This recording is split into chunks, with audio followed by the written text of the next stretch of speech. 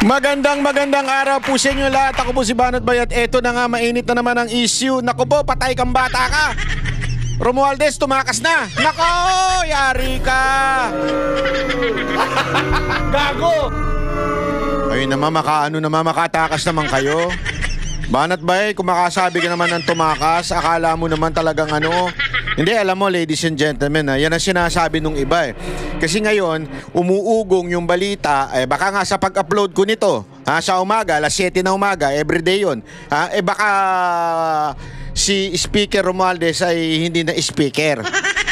Pero gayon pa man, marami nagsasabi, bakit ganun? Tila iiwasan niya, tatakasan niya. Kayo naman, makatakas naman. Nung hininginin nyo mag-resign, nag-resign. Nung nag-resign naman, hindi naman tumakas. Nagbakasyon lang sa ibang bansa. Oy, walang gana. Gago! Hindi, walang gana. Wala. Hindi, alam mo, ladies and gentlemen, nakakairita kasi sa mga balibalita, yung on-live pa. Hindi na lang kasi sabihin na umalis na, nag-resign na, ganun. On-live pa. Pambira naman. Aalis o hindi? Malay mo, nagsama na sila ni Zaldico. Gago! Kumukuya-kuya ko sila sa Miami Beach. Kami na, nagkakagulo sila doon. Walang gano'n, Banat Bay. Hindi, alam mo, malay mo, nandyan lang sa Switzerland, gano'n, nandun lang sa mga bansang pinupuntahan ng mga mayayaman. Relax lang kayo naman. Masama bang gastusin yung kinita? Hindi, kinita sa pagtatrabaho. Kayo naman, oh. Gago! Hindi naman masama yun, Siyempre, pinaghirapan nila yun, Mantakin mo, paghirapan mo, sabihin mo na aayusin mo ang bansa, magiging transparent. Ikaw, naging transparent, nawala bigla. Hindi ganon! Oy! Gago! Hindi, ngayon kasi, ladies and gentlemen, umuugong na nga. Ang gulo-gulo nga, sabi on leave, sabi wala na, nag-resign, ganito. Kasi ganun din yun eh. Kaya siguro sinabi mo ng on leave. Baka ngayon baka ito lang nasa isip ko. Baka sinabing on leave kasi nga, gabi na nang in-announce kagabi, di ba? So, ibig sabihin, wala namang plenary, walang walang gathering sa kamara para i-declare na vacant yung seat. Baka ngayon, araw na ito, hindi natin alam. Depende, baka mamaya-maya. Pero gayon pa man, ladies and gentlemen, na importante dito, sana panagutin. Kung may kasalanan, harapin at panagutin. Huwag yung tatakbo. Naku po. Hindi, di ba, Hindi, kasi sa bagay, kung ikaw naman ang richest person in Congress, naturalmente, hindi kasi napanood ko yan na di umano daw ay si Romualdez ang pinakamayamang kongresista, isa sa pinakamayaman, hindi pala isa sa pinakamayamang kongresista sa Kamara. Kung ganun ka ba namang kayaman, kahit maglaho ka na ng sa Pilipinas, wala nang issue diyan, di ba? Wala nang hahabol sa iyo. Pero gayon pa man, hindi natin alam kung talagang nawala na po siya o talagang nagpahinga lang o baka naman pinapahupa lang yung mga kaganapan sa Pilipinas tapos babalik din, di ba? O baka naman tuta niya yung papalit na speaker, hindi natin alam, di ba? Malay mo, utusan lang niya yung speaker doon.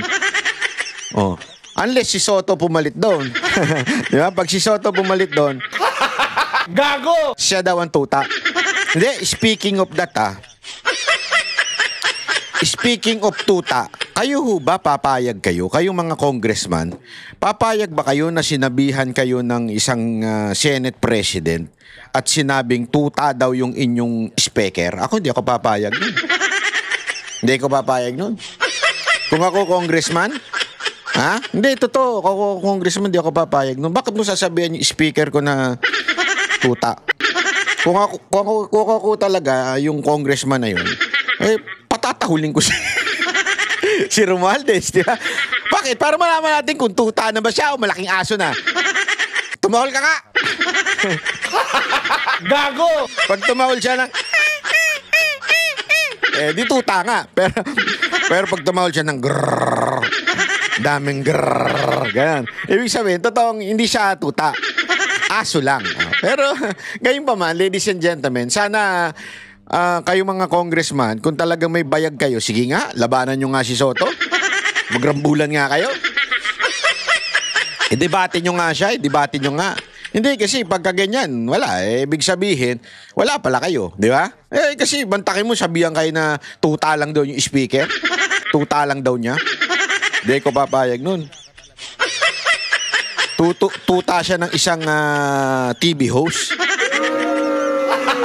Gago!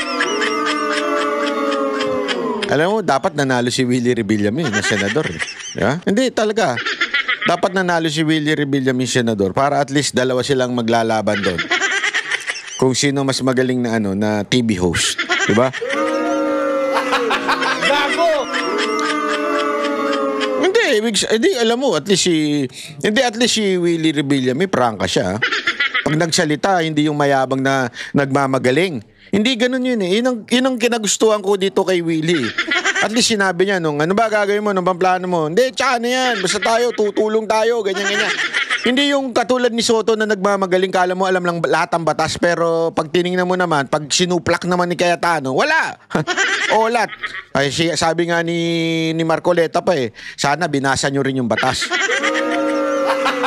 Gago!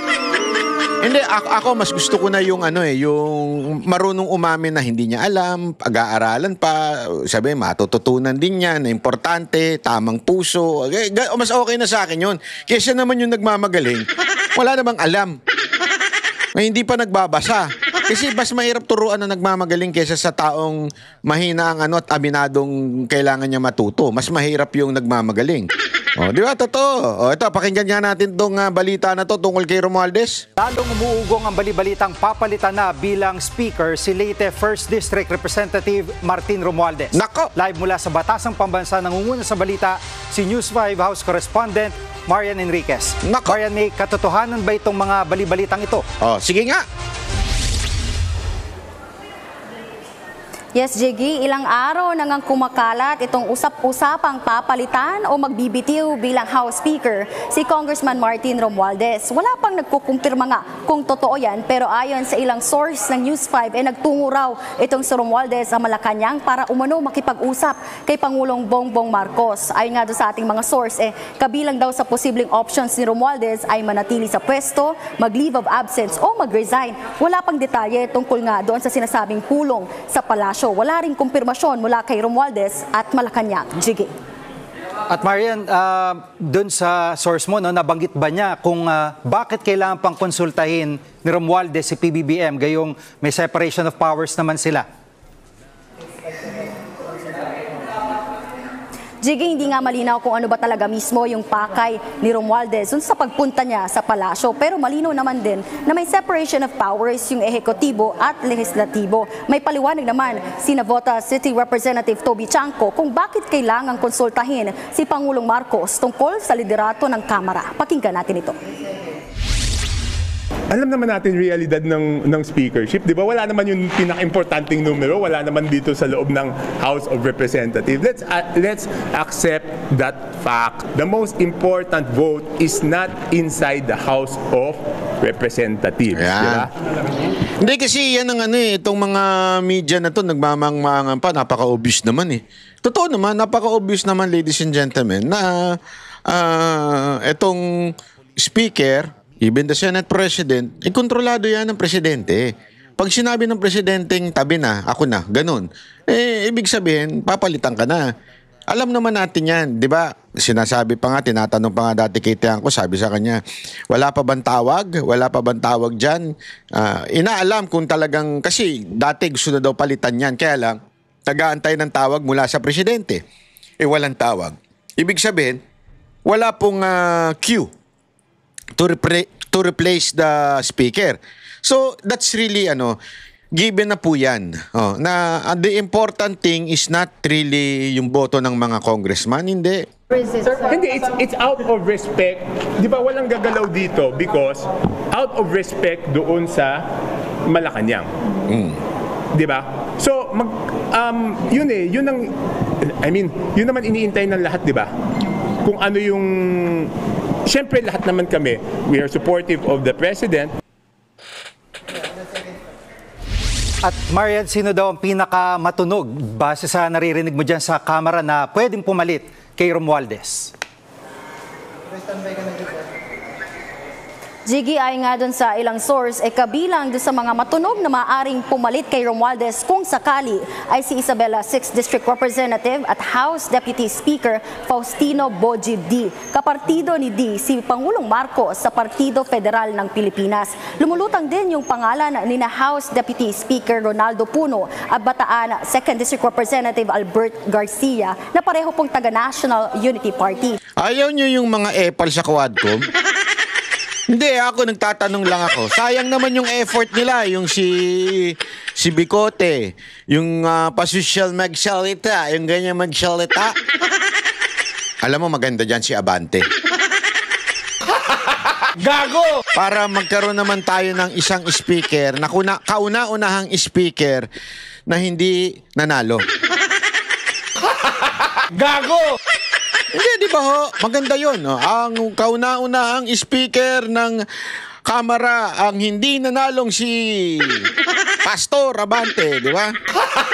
Gago! Bakit hindi na lang ganun? Hindi, ito'y suggestion lang naman po. Kasi para naman na magkaroon ng pagbabago sa Kamara, di ba? Oh.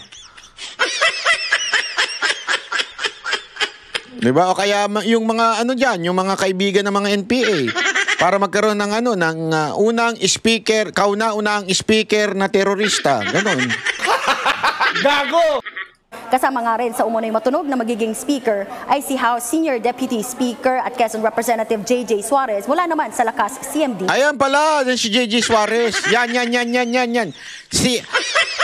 Kasi yan pag ako nagsalita, at least kung speaker ako, maganda ang boses ko. Ganun yung magsalita, medyo siyala.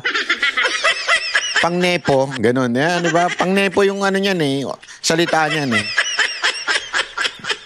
Si Suarez kaya may nepo baby kaya yan? Hindi, ako nagtatanong lang, wala ko alam. Hindi ako nang-chichismis dito Wala akong alam kung tinatanong ko lang kung meron siyang nepo baby. Kasi yung tipo niya yung mga congressman na parang may mga nepo baby. Ano kaya sa tingin niyo? Nagtatanong lang po ako wala akong sinasabi, hindi ko siya inaakusahan. Nakapartido ni Romualdez. Jiggy. At meron ka bang napapansin na kakaiba sa sesyon ng Kamara kanina? Jiggy, napansin natin kanina nga na nag-resume tapos biglang nag-suspend yung sesyon kanina. Pagbalik, mabilis din itong natapos. Hindi nga umabot do sa 20 minutes yung sesyon at bukas raw sila babalik 3:00 ng hapon. Yun, kaya pala nagkabigla-biglaan. Biglang isinara. Ay, alam na natin yan. Ako, hula ko kasi tulad ngayon, dinidiscuss ko ito ngayong madaling araw. Tapos bukas, mamayang umaga yan, sigurado yung palitan na yan. Pero ako, wag tayo maging kampante kasi baka mamaya, lang ito, chika-chika minute lang. Baka mamaya, para sabihin lang na makapagpalit, maligtas ang... kasi nangyari ganyan, di ba, kay Zaldico.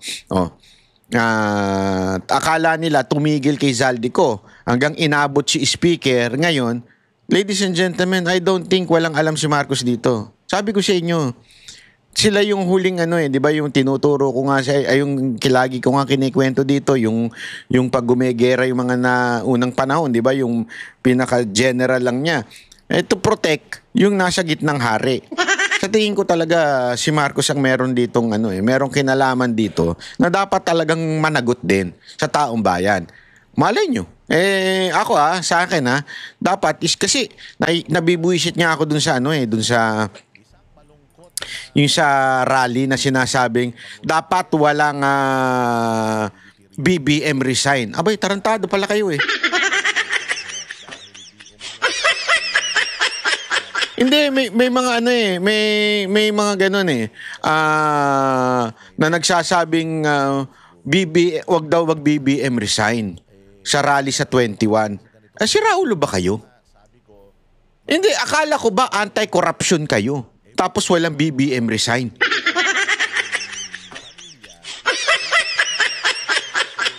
Ito rin yung mga same people before na nanawagan na wag umupo si Marcos dahil sa kesyo magnanakaw daw ang pamilyang Marcos, kesyo meron daw ill-gotten wealth. Tapos ngayon sasabihin nyo wag magdala ng placard na anti-Marcos. Ano nangyari sa inyo?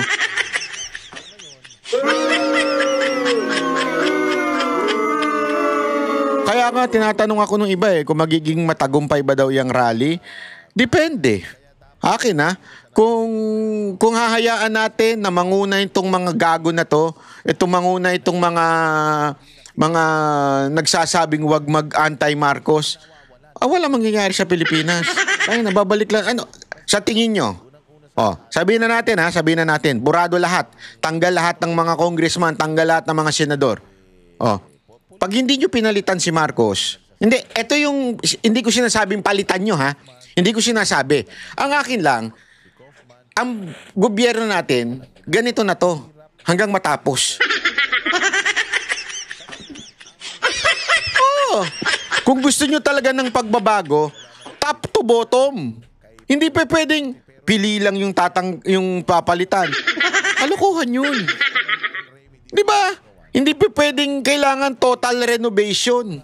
Hindi pa pwedeng, kasi halimbawa, isang bulok na restaurant, di ba?